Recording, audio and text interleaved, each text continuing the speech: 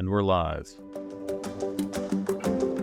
Welcome to the Transformational CFO, a forum presented by Williams Marston, where we will explore innovative strategies that influential CFOs and other finance leaders deploy as they navigate critical transitions and drive transformations in these challenging times. I'm Landon Williams. I'm John Marston, and we are the co-founders of Williams Marston. Our guest today is Alison Connors, CFO of Third Rock Ventures, which partners with entrepreneurs, investors, and industry experts to create and build pioneering companies. Alison, we go back a long way to BC and then PwC after that for a little bit. What have you been up to lately? Great question. It's been a while. After PwC, I went from working in biotech companies to investment management, which was a big switch for me. I never looked at investment management companies when we were at PwC. But when I made the switch, it turns out I loved it. I loved the partnership accounting and the industry. And so I went from Bain, working at a hedge fund, to switching over to a venture capital firm that did both tech and life sciences. I didn't love hedge fund as much as I liked in venture. You get to know the companies you're working on, kind of like at PwC, when you had your clients and you knew what your client was doing and you felt like you could be a part of it. I like that part of working in venture. And after 3 years at one firm, I made the decision to switch to Third Rock, where I've been for the last 17 years. What did you envision yourself doing now, back when you were at BC or early in your career? I started at BC in the School of Education, thinking I was going to be a math teacher. Quickly realized that math area was maybe what I wanted to focus on more than teaching, at least when I started my career. So I switched to the School of Management, and it was a really natural fit for me. I think my family would say, I said I was going to do finance from when I was little. I used to play cards with my dad, and he always would tell me, like, I think you might be good at this. If you remember, when we were graduating, the market it was 2001. Yeah. The bubble had burst. And most of, at least my friends and roommates, lost their jobs. Any offers that they had on the table got rescinded. I remember. And I think there was something to me about a stable job that you could see a career path go into. Now, how did that experience at PwC shape your career trajectory? And, how did that actually help you find your path to venture capital eventually? I think it did a lot of the shaping, to be honest. It's hard to put words to all the intangible experiences that you got when we were in public accounting. At the time, different than now, you had to work for 3 years in order to get your CPA. And so there were a lot of people, younger people in that job for that period of time. And I think you had a great ability to both learn from your peers and have this large peer set, but that coupled with so many senior people, depending on your engagement, that you got to work with. Because you're on different clients, you got different experiences with different management types, different partners. And I think that starting like that and understanding how you work your way up and how we're seeing a path to how your role can progress is something that's really helpful when you're just graduating college and most of the things you're going to work on are all new to you.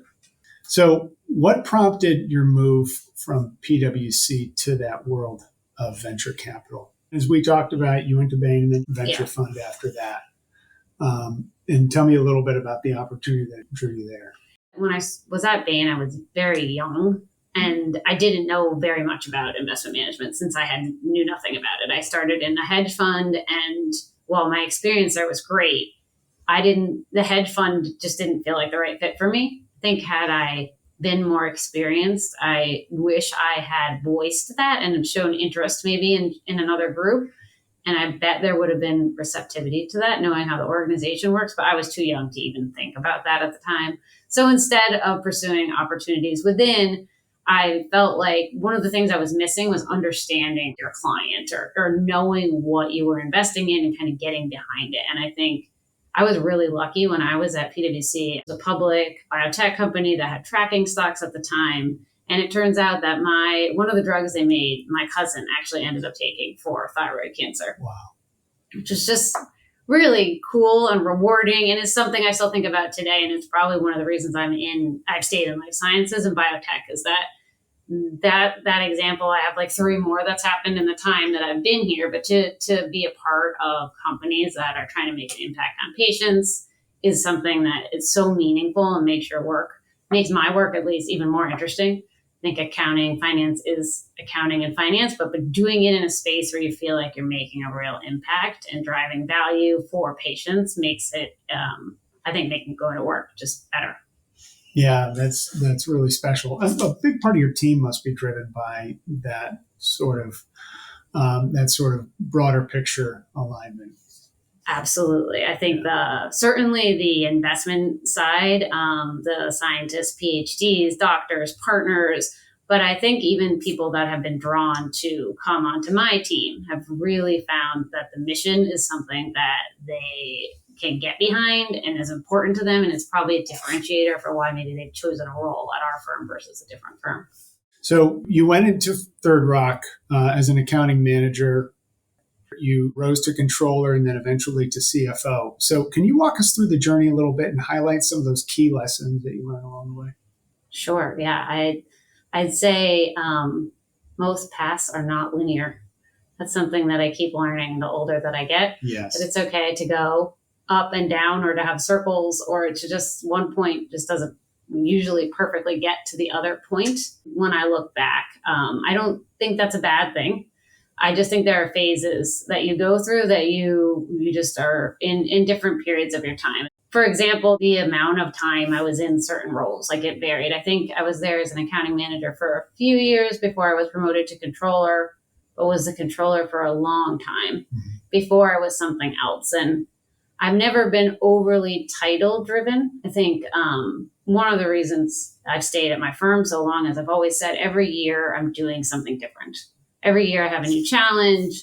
Every year there's a new development opportunity. And so I always felt like as long as I was kind of building my toolkit, whatever I was called was sort of not the most important thing to me. Mm-hmm. I was married when I started there, but had my child while I was there. And I think back on times when, I'm grateful the support I was given, like when I was on leave and when I came back and had a young child. And not that it didn't work really hard, which I did after having my child, but for a couple of years there, the idea of doing something to the next level just wasn't where I wanted to be at the time. And I appreciate that that was okay with work too. It was like, when you want to take on the next thing, right, here's what you can do. And I had those opportunities, but I could also slot them in when it worked for my life and to make sure that I had the right work-life balance. Yeah, so important to have such a supportive team. Right, absolutely. When developing in your own career. And there's not always a rush. I think I've always felt the rush. Probably a type A person, not surprising to be in this field, but feeling like you need to get to the next thing or wondering what the next thing is. And I think though the lesson you learn, the closer you get to maybe closer to the final step is like, what am I rushing toward? Mm-hmm. There's time. And there is time. There's time to get there. There's time to find the right thing. There's time to build your toolkit and to not look at that as a negative. Right. To kind of take those opportunities and allow yourself the time to figure some things out. Yeah. We had a guest on several weeks back who talked about the best way to get promoted is to already be doing the job. Right. Absolutely. I mean, I think that's the mentality that my firm has kept. And the good part is, I think if you're in an organization where that's the motto, it does set you up for success in the role. I find that people on my team that I've held those standards to, that have said internally, like, once you start doing this, that's when I'll see the next path for you, have been really successful at it. And we've had harder times sort of hiring someone in at a role like that when maybe they're making the jump because there seems to be a bigger skill gap. And so I think it's may not seem like it's doing you a favor, but you're getting a chance to build that skill set and do it in an environment where the people know you and you know the work product and you can, and hopefully given the space to do it, I think is actually something that can be really meaningful. How do you make sure you give your folks the right opportunities at the right time? Do you have a methodology there? It's hard. When I started at Third Rock, it was me and the CFO. And it was like that for maybe 3 years. And then we hired one person. But for most of the time I've been there, there's not always so much room to grow for every role. because there's only so many roles that you need. And we try to keep a very lean team size. So you balance developing people and then also recognizing when the opportunities aren't there or you're just too small to have all the levels, to being honest with someone and helping them try to find the right next step for them. And we've gotten bigger. And so I have a team of 10 and there's more room. I'd love to keep great talent. Right. And I try to do it however possible. I mean, it's such a shame if you do your best to try to find a role and continue their development in ways that both work for the firm and work for them. But you hope that that lasts. Right. But it's just not always perfect. Sometimes in order for you to get what you need next, there may not be the opportunities at the time you're looking for where you are. And it depends on how each person kind of values that timeline. Mm-hmm. No, that makes a lot of sense. There's certainly the broader aspect that as the firm grows, or as your company grows, right, it begets more opportunity for folks. So that team of 3 grows to 5, grows to 10 eventually. And with that come management opportunities and other opportunities to expand one's skill set. It's always great to be part of a growing company, of course, like Third Rock. Absolutely. I mean, we've been lucky that, in the time I've been there. And I think that's one of the reasons I was able to stay for as long as I am, to start as an accounting manager and to be in the seat of the CFO now. The company has grown and I've gotten to be a part of it all. And it's been really special to me, at least, to start somewhere when it was just starting. Yeah. And then to get to see all of the changes along the way and really, organically have known I know exactly how that was in the beginning and how different it is now. And I'm really grateful for the experience that I've had. So that's a really good segue into our next topic. As CFO, you oversee the financial operations for the funds, the management company, and early stage portfolio companies. That's a lot. How do you balance these diverse responsibilities and, the unique challenges that they present?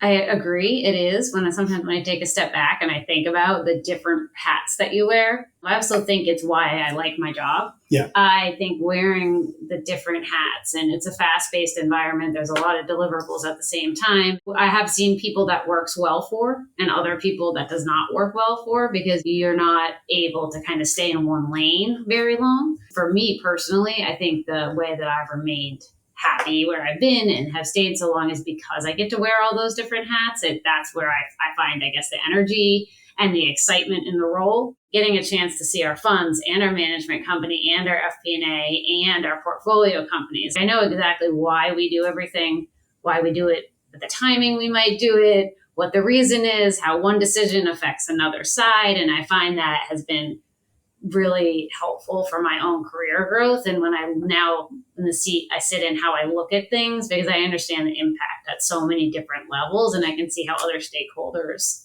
might also view it. It's such an important thing, right? Just having the ability to look at some accounting transaction, like you say, just one of the portfolio companies and knowing how it rolls all the way up to reporting the LPs, for instance. Right. Exactly. It gives you a great opportunity to show various people on your team where their work has meaning. I try to do that. I would hope that's one of the reasons it's valuable that I've been there as long as I am, is that I can give that guidance, even though everyone on my team may not get to see every slice all the time. Some of us have. And so we really tried to tie it all together. And even maybe if someone's interested, say, all right, let's think about your own career. If you want to see this different slice because you think it's going to be impactful for you, that's going to help you do your job better, let's try to rearrange things and maybe we can get you those opportunities and we'll give someone else, the opportunities you have right now. And so I think it's so important. I think knowing how your business runs fundamentally makes it makes it so much easier for you to do your job. Going along the same line as meaning, Third Rock Ventures has a very strong emphasis on patient impact. So how do you, as CFO, incorporate this mission into your financial decision-making? Yeah, I think that most people who know Third Rock will walk through our doors. There's something about this energy that you can just feel when you're there. And you can almost, it's the energy of how much people care about the patients. And so while I know my role is different in that, I think no one on the team takes for granted of how important it is and that we get this right for the patients. And so for example, even when you think about our funds, we do the take care of the distributions and how much our LPs are getting money back. And that matters even in a way to patients. The better job we do at distributing our LPs back of money, the more likely they are to give us money again, the more companies we can fund, and the more impact we can have on patients. And so I think that we try to incorporate it almost just like the central reason of why you do many of the things that you do. And I think that the stakes maybe feel a little higher when you think about it like that. Like if we're trying to conserve capital, or we're watching our capital call pacing, we know why we're doing all these things and that it matters for someone else. And I think it gives you maybe a little extra sense of responsibility or stewardship with the money that you have. I think back to, I forgot the class back at BC, but we learned about J&J's Credo, for instance. Yeah. Do you have something similar at Third Rock that you all kind of rally around? We do. That's actually a great point. So I have the deck when I was interviewing for the role a long time ago. I have the original pitch deck, and this was the pitch deck, they had just raised their first fund, and so what they had gone out to LPs with and what they were using for marketing, and there's a mission and core values in there, and it is largely the same today. And of course, patients are centered around that. And one of them is also nothing is impossible. To just always continue to innovate for your patients and think of new ways that we can deliver value for them. So translating that very vision into accounting and finance, maybe not the most exciting thing in the world. Sometimes if it's exciting, maybe something went wrong. But really carrying that vision forward and helping folks rally around that, unlocking kind of passion on the team, and really excitement among folks to deliver their best because they understand the why right behind it. I think it's common at other biotech firms, certainly our portfolio companies, but we make it a point to have patients come into the office. We just had a patient in for a rare genetic disease day a few weeks ago. A patient and their dad were in talking to us, and it's my favorite moments. I can almost remember every one of them that I've done and listened to over 17 years. And it doesn't matter what kind of day you've had. I mean, you can think things are bad or they're not going your way, and you listen to these people, and it's actually so inspiring. Yeah. It's so unbelievable the way that they are positive and how they care, not only about themselves or the family member, but the community and how much work they do to try to improve things. I mean, it just gives you so much extra motivation and that underlies reason for why you're doing these things. I've so appreciated over the years just getting exposure to that, because otherwise I don't know where else, you get that. It certainly comes through, and something that, we found as a firm, we do a lot of work for biotech, and something that we found meaning in is knowing in a small way we're helping that mission, and it's about people. What advice would you give to young professionals who aspire to become CFOs or other senior finance folks in the venture capital industry? There's always something to learn from someone, and wherever you are, there's something to learn. You may not start where you want to start, or you may not quite be in the role you thought you would be in, or you might work for someone or at a place that isn't ideal, but there's always something to learn within it, even in the good things and the bad things. I feel like if you pay attention, there's different lessons for you. I think being curious and open to what those are. Certainly some of the basics, keep it simple, work ethic, being flexible and adaptable. In other words, if there's a new project coming out or if something becomes on your plate, like be open to it and going in new directions, because those times are likely the ones that are going to elevate you and bring on new things. Offer to help. I think that sometimes it can be nervous to talk to senior people and you think they're very busy, and they are, but most of them do need help. And any way that you can make that relationship and then find a way that you can contribute is something that, one, is good for your career, but also, helps them leverage potentially their day and the work they're doing, so that if they can offset something, it just opens them up to do something even more impactful. And so thinking about it not as, maybe I'm being a bother, or I don't know if I want to ask you this. You could be helping them get to the next level they wanted to do. Like, this could be a great thing for both of us. So what can I do to help? Yeah, offering to help. That's that helps broaden your own perspective, and it gets you opportunities that you might never have dreamed of, right? And certainly not within your job description. You mentioned earlier, and it's so true when you look back, that even at PwC, you used to sit outside a partner's desk just because you made yourself available. And it feels so little, but I think about it now. I don't know that I did that at PwC, but when I think about it, I'm like, that's so smart. Like sometimes there's these little shifts that you can do that seem simple, but are really so smart just to give yourself potentially that extra ability to take on a project or learn something new that's going to help you in the future. Mm-hmm. That's terrific. Looking back at your career, Alison, what are you most proud of?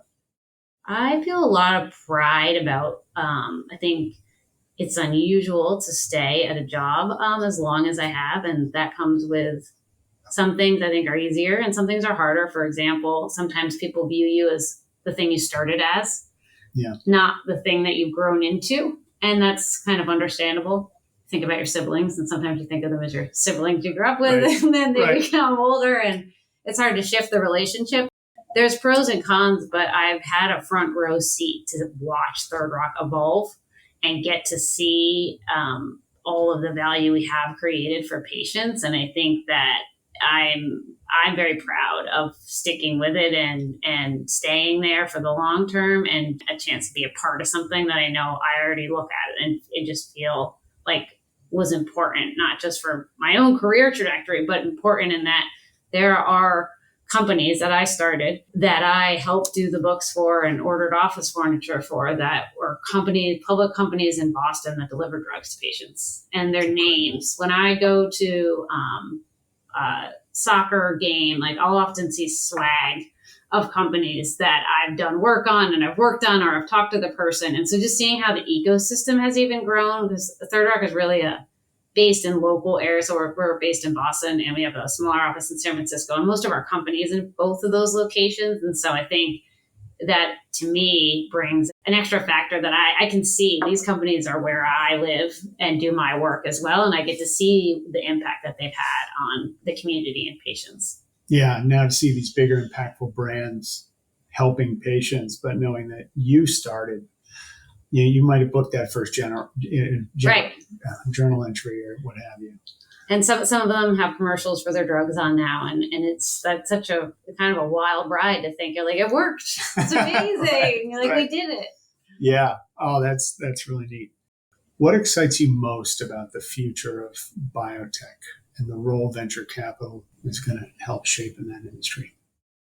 I think venture capital has been the source of innovation for biotech. It's where the gene editing or looking at cancer from the genetic mutations and treating it individually has come from. And I think, unfortunately, the number of patients isn't getting any smaller. The need is greater than ever, and I'm excited about the innovative ways that we can keep trying to come up with new ways to help people. I think there's still a lot of room to make improvements in patients' lives, and I'm excited to see where we can get to. That's exciting. Certainly the dawn of a new day. I think it's really, really great. I want to wrap up with one more question that we ask all of our guests, and it is, what's the best piece of career advice you've ever gotten? And if you recall, who gave it to you? I feel like sometimes these things are simple, even though I want it to be more profound. Right. I think it's to keep your head down and focus on what drives you. Cut out the noise, in other words. So sometimes when things are bumpy or rocky, or I'll just use my own example of navigating motherhood in your career, it's keeping the end game in your mind and your why you're doing things helps you ride some of those things. And at least for me personally, when I look back, I'm glad that I've stuck with it. I'm glad that I'm here and I'm still doing what this is. And I know that I really love my job, right? Which I know, and I think I recognize a lot of people can't say that about their job. But I'm happy that I've made it a priority to myself to continue on that path, even though there are times when it felt like it was going to be hard to do. Right. But it's working through. And that kind of goes back to what we talked a little bit about before, which is working through those hard times and learning from those hard times and appreciating that maybe it's not the easiest path for whatever this quarter or whatever it is, but you'll be in a better place professionally and personally as a result of it. And there's a phase and a time for everything. Things change and they ebb and flow, and just kind of riding them instead of thinking, if I had thought that sometimes this one moment was going to last like that forever. Right. And just when you think that's going to happen, then something changes. And so be open for the change. Great advice. Great advice. Well, Alison, thank you. It was great to talk to you. Really enjoyed the time we spent together, and thanks for taking part. Yeah, thanks for having me. Thank you for joining us today on the Transformational CFO podcast, where we explore the evolving role of the CFO and the strategies for a successful path forward. We look forward to having you join our next podcast as we continue the conversation with inspirational finance leaders.